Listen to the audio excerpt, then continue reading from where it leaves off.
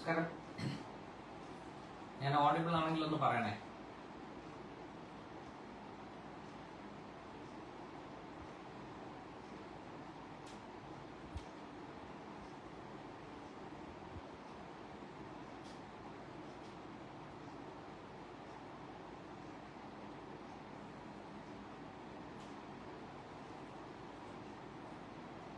നമസ്തേ. ഞാൻ ഓഡിബിൾ ആണോ? ആരെങ്കിലും ഒന്നൊരു മെസ്സേജ് അയക്കണേ.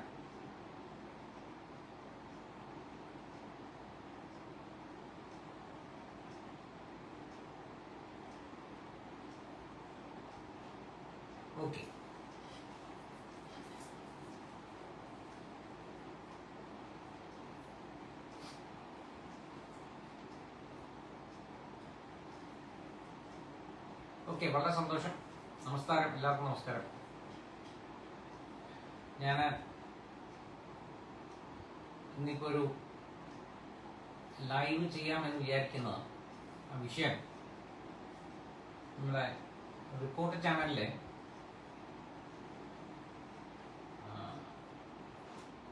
ക്രൂസ് നമ്മുടെ ഡോക്ടർ അരുൺകുമാറിന്റെ നേതൃത്വത്തിൽ ഉള്ള റിപ്പോർട്ട് ചാനലിലെ തൊഴിലാളികൾ അവരെ കഴിഞ്ഞ ദിവസം നടത്തിയ ഒരു കുറ്റകൃത്യത്തിനെ പറ്റി നിങ്ങൾക്കൊരു അവബോധം തരിക എന്നുള്ളതാണ് പ്രധാന ഉദ്ദേശം. ഞാൻ ഫേസ്ബുക്ക് പോസ്റ്റ് ഇട്ടിട്ടുള്ളൂ. ഈ വിഷയം എല്ലാ ചാനലിലും വിഷയം നിങ്ങൾക്കെല്ലാം അറിയാമെന്ന് ഞാൻ പ്രതീക്ഷിക്കുന്നു. നമ്മുടെ കുഞ്ഞുങ്ങളുടെ സ്കൂൾ കലോത്സവം വേദിയിൽ അതിന്റെ പരിസരത്ത് വെച്ച് റിപ്പോർട്ടർ ചാനൽ, അതായത് എല്ലാ ചാനലുകളും വാശി വെച്ച് അഴിഞ്ഞാട്ടമായിരുന്നു എന്ന് വേണമെങ്കിൽ നമുക്ക് പറയാം. നിങ്ങളെല്ലാം ശ്രദ്ധിച്ചു കാണും. എല്ലാ ദിവസവും രാവിലെ മുതൽ വൈകിട്ട് വരെ കാണിച്ചു വെച്ചിട്ടുള്ള കോപ്രായങ്ങൾക്ക് കൈ കണക്കുമില്ല. ഞാനാണ് നീയാണ് കൂടുതൽ നല്ലപോലെ റിപ്പോർട്ട് ചെയ്യുന്നതെന്ന് കാണിക്കാൻ വേണ്ടി അവിടെ കാണിച്ചു കൂട്ടിയിട്ടുള്ള കോപ്രായങ്ങൾ. അപ്പം ആ വാശിയുടെ ആ മത്സര ബുദ്ധിയുടെ ഭാഗമായിട്ട് ആണോ അതോ മറ്റേതെങ്കിലും ഉദ്ദേശത്തിലാണോ നമ്മുടെ റിപ്പോർട്ടർ ചാനൽ അവരുടെ രണ്ട് റിപ്പോർട്ടർമാരാണ് പ്രധാനമായിട്ടും. ഒന്ന് ഷഹബാസ് എന്ന് പറഞ്ഞ റിപ്പോർട്ടർ, പിന്നെ അത് കൂടാതെ റഹീസ് റഷീദ്. ഈ രണ്ട് റിപ്പോർട്ടർമാരാണ് ഇതിനകത്തെ പ്രധാന നായകന്മാർ. അപ്പൊ ഇവര് ക്യാമറയും തൂക്കി മൈക്കും എടുത്ത് കുഞ്ഞുങ്ങളുടെ ഇടയിലേക്ക് ഇങ്ങനെ ഓടി നടക്കുകയാണ്. അപ്പൊ കുഞ്ഞുങ്ങളാണെന്ന് ആലോചിക്കണം. സ്കൂളിൽ പഠിക്കുന്ന 10ാം ക്ലാസ് വരെ പഠിക്കുന്ന കുട്ടികൾ, 15 വയസ്സിൽ താഴെയുള്ള. അപ്പം ഇവര് ഫോക്കസ് ചെയ്ത മുഴുവൻ പെൺകുഞ്ഞുങ്ങളുടെ അടുത്താണ്. രണ്ട്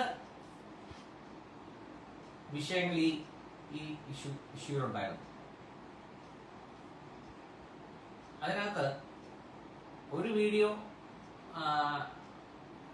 വളരെയധികം വൈറലായി.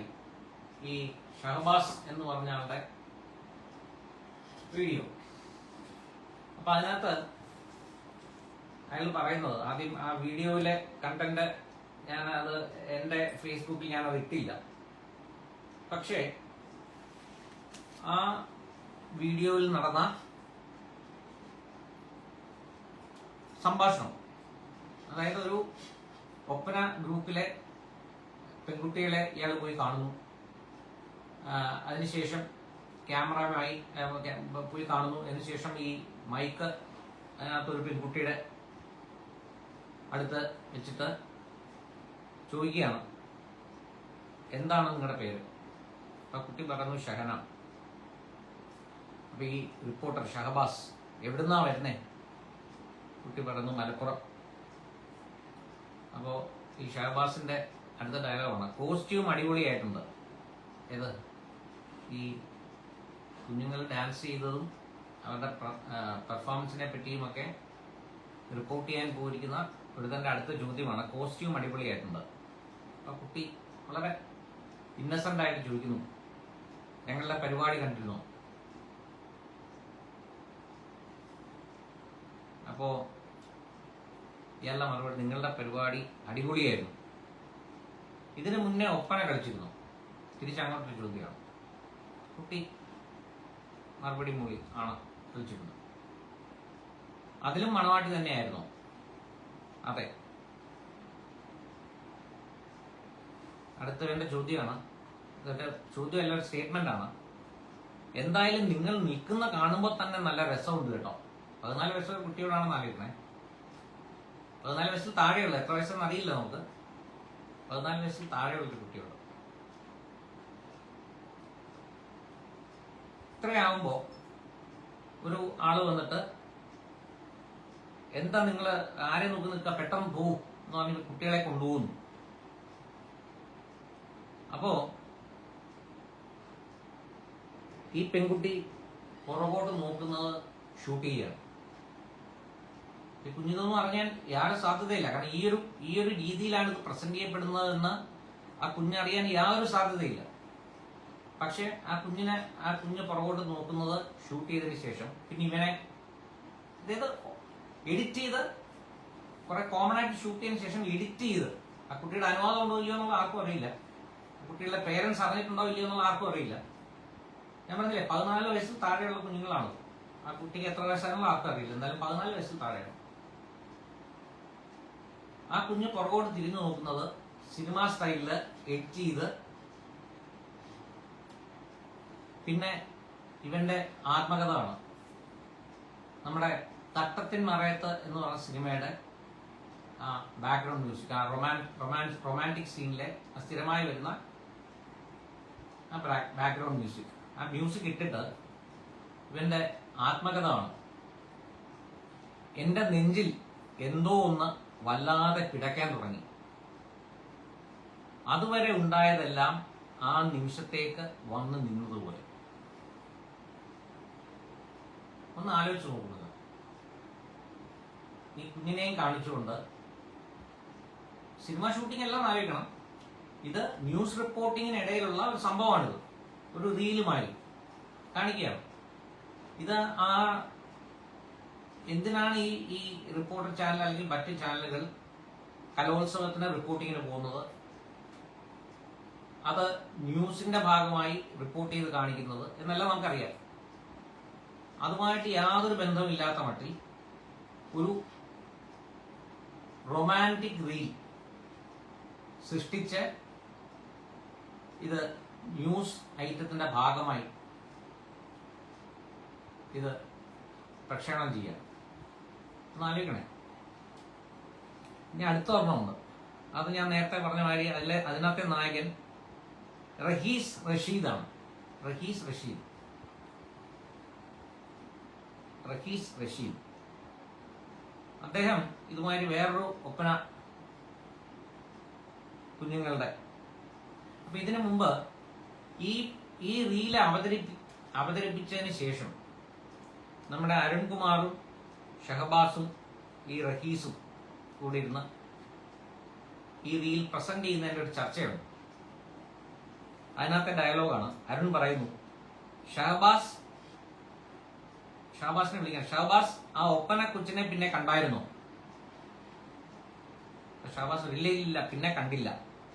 അരുണിന്റെ അടുത്ത ഡയലോഗാണ്, കാണാതെ ഇരിക്കുന്നതാണ് ആ കുട്ടിക്കും ഷഹബാസിനും നല്ലത്.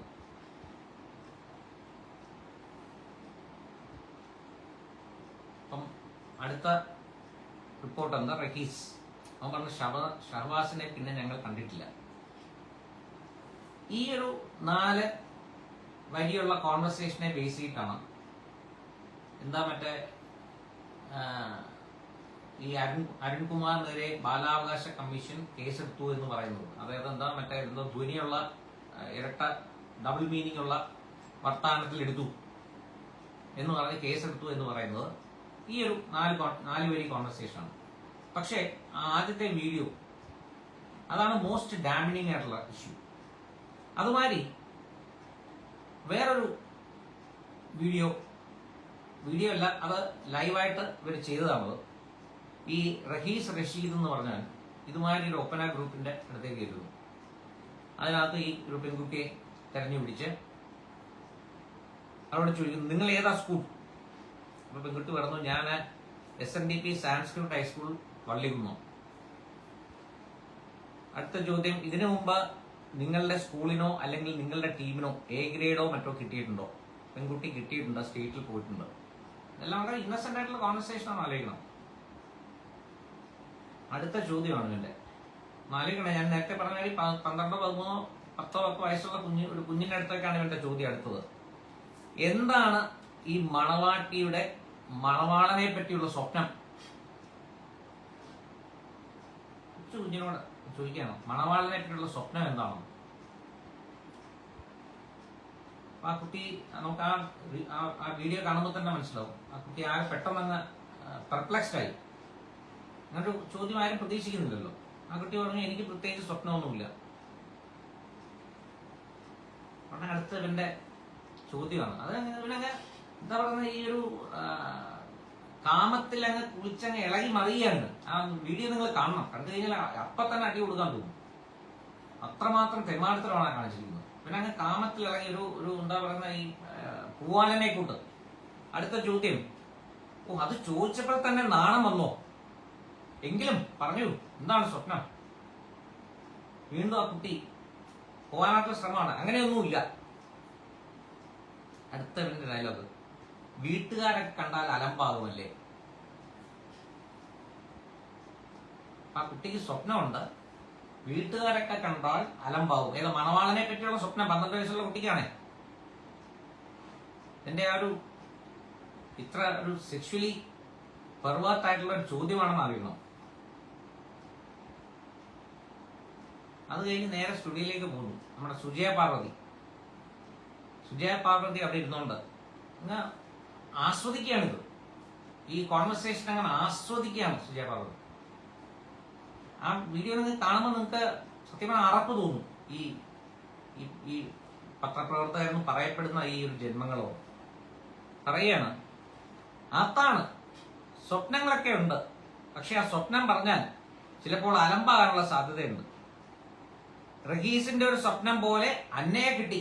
ചിലപ്പോൾ റഹീസിന്റെ ഭാര്യയായിരിക്കും, നമുക്കറിയില്ല. ഇത് സുജയ പാർവതിയുടെ ഡയലോഗാണ്. റഹീസിന്റെ ഒരു സ്വപ്നം പോലെ അന്നയെ കിട്ടി, അതുപോലെ ആ പെൺകുട്ടിക്കും ഒരുപാട് സ്വപ്നങ്ങളുണ്ട്. ആലോചിക്കണം, ഒരു സ്ത്രീയാണ് സുജയ പാർവതി എന്ന് പറയുന്നത്. 12 വയസ്സുള്ള കുട്ടിക്ക് റഹീസിന്റെ കൂട്ട് ഒരുപാട് സ്വപ്നങ്ങളുണ്ട്. ആരെ പറ്റി? മണവാളനെ പറ്റി. വീട്ടുകാർ കണ്ടാൽ അലമ്പാവും എന്ന് വിചാരിച്ച് പറയാതിരിക്കുന്നു. കുട്ടിയുടെ ഭാവിയെ പറ്റി എന്നുള്ളത് ആലോചിച്ചു. 12 വയസ്സുള്ള ഒരു കുട്ടി സ്കൂളിൽ പോയിട്ട് മണവാളിനെ പറ്റി സ്വപ്നം കാണുന്ന ഒരു കുട്ടിയാണ് എന്നാണ് പറഞ്ഞു വയ്ക്കുന്നത്. ഇത് തീർച്ചയായിട്ടും ഇത് പോക്സോ കേസിന്റെ പരിധിയിൽ വരുന്നതാണ്. ഞാൻ പോക്സോ കേസിനെ പറ്റി നിങ്ങൾക്ക് പറഞ്ഞുതരാം. സെക്ഷൻ 13, അതായത് ഈ പോക്സോ എന്ന് പറഞ്ഞാൽ protection of children from sexual offences act. അങ്ങനെ മലയാളത്തിൽ പറഞ്ഞാൽ ലൈംഗിക കുറ്റകൃത്യങ്ങളിൽ നിന്നും കുട്ടികൾക്കുള്ള സംരക്ഷണ ആക്ട് 2012. ഇതിന്റെ അധ്യായം 3 സെക്ഷൻ 13 അശ്ലീല കാര്യങ്ങൾക്ക് കുട്ടിയെ ഉപയോഗിക്കുന്നു. ആരെങ്കിലും ഏതെങ്കിലും തരത്തിലുള്ള മാധ്യമങ്ങളിലൂടെ ബ്രാക്കറ്റില് പരിപാടിയോ പരസ്യമോ ഉൾപ്പെടെ ടെലിവിഷൻ ചാനലുകളിലൂടെ പ്രക്ഷേപണം ചെയ്യുന്നതോ ഇന്റർനെറ്റിലൂടെയോ എന്തെങ്കിലും ഇലക്ട്രോണിക് മാധ്യമത്തിലൂടെയോ അച്ചടി മാധ്യമത്തിലൂടെയോ അങ്ങനെയുള്ള പരിപാടിയോ പരസ്യമോ സ്വന്തം ഉപയോഗത്തിനോ വിതരണത്തിനോ ഉദ്ദേശിച്ചിട്ടുള്ളതായാലും, സ്വന്തം ഉപയോഗത്തിനാണെങ്കിലും, അപ്പം ആരെങ്കിലും ഏതെങ്കിലും തരത്തിലുള്ള മാധ്യമങ്ങളിലൂടെ ഒരു കുട്ടിയുടെ ലൈംഗിക അവയവങ്ങളുടെ പ്രദർശനം, അതിവിടില്ല. ബി, യഥാർത്ഥമോ കൃത്രിമമോ ആയ ബ്രാക്കറ്റില് അന്തഃപ്രവേശമുള്ളതോ ഇല്ലാത്തതോ, അതായത് ഇംഗ്ലീഷിൽ പറഞ്ഞാൽ വിത്ത് ഓർ വിത്തൗട്ട് പെനിട്രേഷൻ, അതായത് സെക്ഷനെ പറ്റിയിട്ടാണ് പറയുന്നത്. ലൈംഗിക കൃത്യങ്ങളിൽ ഏർപ്പെടുന്നതായ ഒരു കുട്ടിയെ ഉപയോഗിക്കുന്നത്, അതും ഇതിനകത്തില്ല. സി, ഒരു കുട്ടിയുടെ ആഭാസവും അശ്ലീലവുമായ പ്രദർശനം എന്നിവ ഉൾപ്പെടെ ലൈംഗിക സംതൃപ്തിക്ക് വേണ്ടി, അതായത് എന്താ പറയുന്നത്, that is for the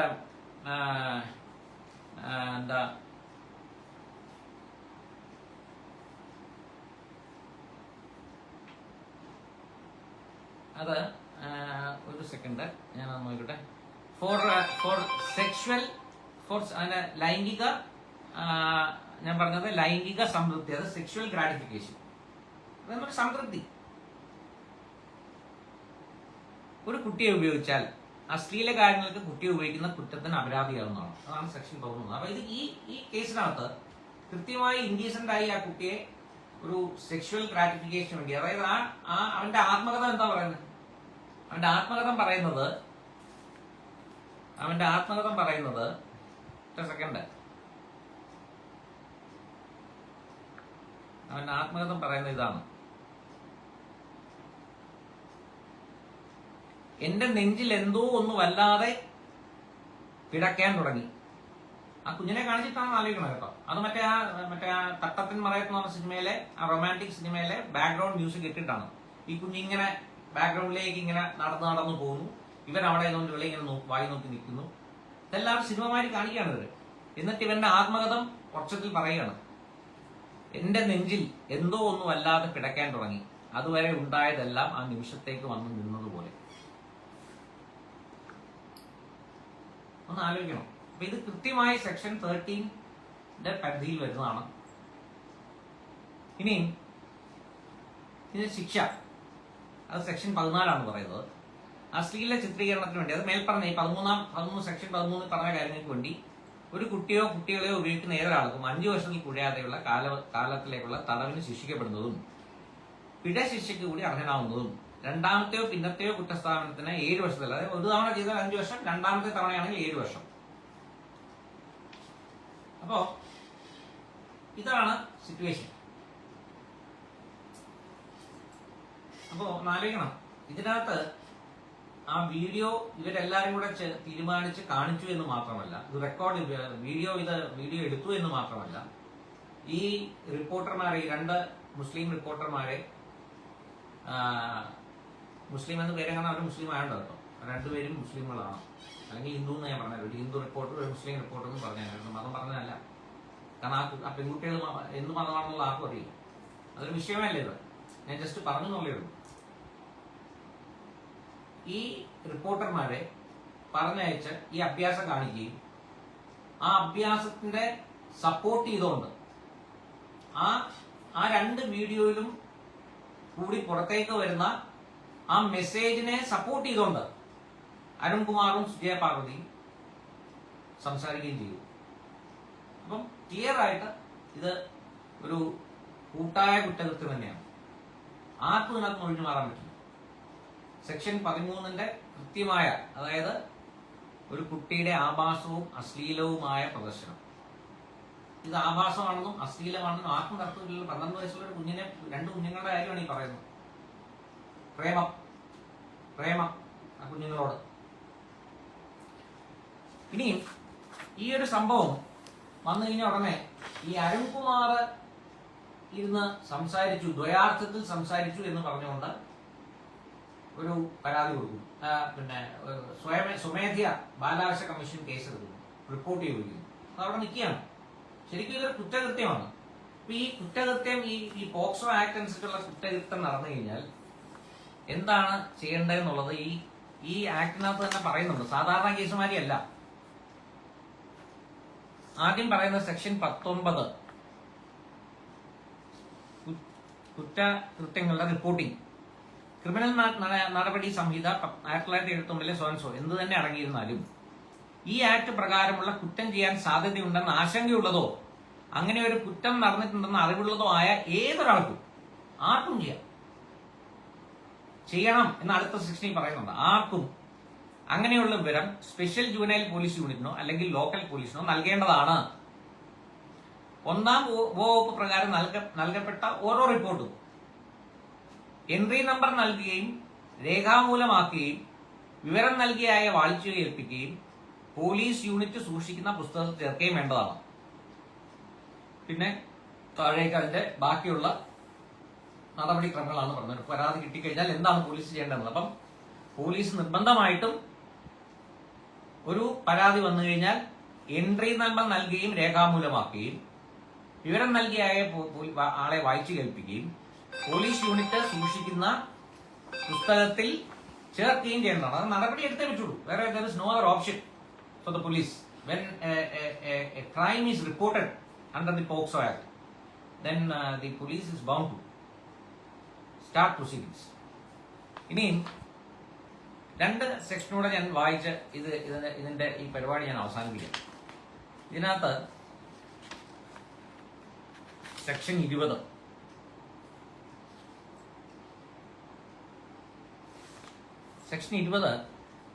കേസുകൾ റിപ്പോർട്ട് ചെയ്യാൻ മാധ്യമങ്ങൾക്കും സ്റ്റുഡിയോ ഫോട്ടോഗ്രാഫി സംവിധാനങ്ങൾക്കുമുള്ള ഉത്തരവാദിത്തം. മാധ്യമങ്ങളിലെയോ ഹോട്ടലിലെയോ ലോഡ്ജിലെയോ ആശുപത്രിയിലെയോ ക്ലബിലെയോ സ്റ്റുഡിയോയിലെയോ ഫോട്ടോഗ്രാഫി സംവിധാനങ്ങളിലെയോ ജീവനക്കാർ അവരെ എന്തു പേര് വിളിച്ചാലും അതിൽ ജോലി ചെയ്യുന്ന ആളുകളുടെ എണ്ണം എത്രയായാലും ഏതെങ്കിലും മാധ്യമം ഉപയോഗിച്ച് ഒരു കുട്ടിയെ ലൈംഗികമായി ചൂഷണം ചെയ്യുന്ന ഏതെങ്കിലും വസ്തുവോ സാധനമോ ബ്രാക്കറ്റില് ഒരു കുട്ടിയോ കുട്ടികളെയോ അസഭ്യരചനയിലെയോ ലൈംഗിക സംബന്ധമായ അശ്ലീലപരമായോ ചിത്രീകരിക്കുന്നത് ഉൾപ്പെടെ കാണാനിട വന്നാൽ അങ്ങനെ ചെയ്യുന്നത് കാണാനിട വന്നാൽ അതത് സംഗതി പോലെ സ്പെഷ്യൽ ജുവനൈൽ പോലീസ് യൂണിറ്റിനോ പ്രാദേശിക പോലീസിനോ വിവരം നൽകേണ്ടതാണ്. ഇനി അടുത്ത സെക്ഷൻ 21 അതാണ് വളരെ ഇമ്പോർട്ടന്റ്.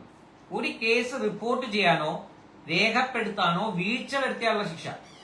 അതായത് ഒന്ന് റിപ്പോർട്ട് ചെയ്യാനായിട്ട്. ഇപ്പം ഈ കേസിനകത്ത് ആ റിപ്പോർട്ട് ചാനലിലെ എല്ലാവർക്കും അറിയാം ഇത്. അതുമാതിരി നാട്ടുകാർക്ക് ഒരുപാട് പേർക്ക് അറിയാം. ഇതിൽ ഉത്തരവാദിത്തപ്പെട്ട പല ആൾക്കാർക്കും അറിയാം. അപ്പം അത് റിപ്പോർട്ട് ചെയ്താൽ വീഴ്ച വരുത്തിയാൽ ഉള്ള കാര്യം ഒന്ന്. 2 റിപ്പോർട്ട് ചെയ്യപ്പെട്ടു, ഞാനൊരു പരാതി കൊടുത്തു, അതിന്റെ വിവരം പറയാം. അപ്പൊ ഞാനത് റിപ്പോർട്ട് ചെയ്യപ്പെട്ടു ഈ വിഷയം പോക്സോ ആക്ട് അനുസരിച്ച് ഇത് നടന്നു എന്നുള്ളത് റിപ്പോർട്ട് ചെയ്യപ്പെട്ടാൽ അത് നടപടി എടുത്തില്ലെങ്കിൽ രേഖപ്പെടുത്താൻ വിസമ്മതിച്ചാൽ, അതായത് സെക്ഷൻ 19 അനുസരിച്ച് രേഖപ്പെടുത്താൻ പോലീസുകാർ വിസമ്മതിച്ചാൽ അവരും കുറ്റക്കാരാണ്. അത് പറയുന്നുണ്ട് സെക്ഷൻ 21. 19 വകുപ്പ് 1 ഉപവകുപ്പ് പ്രകാരമോ 20 ഉപവകുപ്പ് പ്രകാരമോ ഒരു കുറ്റകൃത്യം റിപ്പോർട്ട് ചെയ്യാൻ വീഴ്ച വരുത്തിയോ 19 വകുപ്പ് 2 വകുപ്പ് പ്രകാരം അങ്ങനെയുള്ള കുറ്റകൃത്യം രേഖപ്പെടുത്താൻ വീഴ്ച വരുത്തുകയോ ചെയ്യുന്ന ഏതൊരാളും 6 മാസം വരെ ആകാവുന്ന കാലത്തേക്ക് രണ്ടിൽ ഏതെങ്കിലും തരത്തിൽ തടവോ പിഴയോ അല്ലെങ്കിൽ രണ്ടും കൂടി നൽകി ശിക്ഷിക്കപ്പെടുന്നതാണ്. തന്റെ നിയന്ത്രണത്തിലുള്ള ഒരു കീഴ് ഉദ്യോഗസ്ഥൻ ചെയ്ത ഒരു കുറ്റം 19 വകുപ്പിന്റെ ഉൾപ്രകാരം റിപ്പോർട്ട് ചെയ്യാൻ വീഴ്ച വരുത്തുന്ന ഏതെങ്കിലും കമ്പനിയുടെയോ സ്ഥാപനത്തിന്റെയോ എന്ത് പേര് വിളിച്ചാലും ചുമതലയുള്ള ഏതൊരാളും 1 വർഷം വരെ ആകാവുന്ന തടവും പിഴയും നൽകി ശിക്ഷിക്കപ്പെടുന്നതാണ്.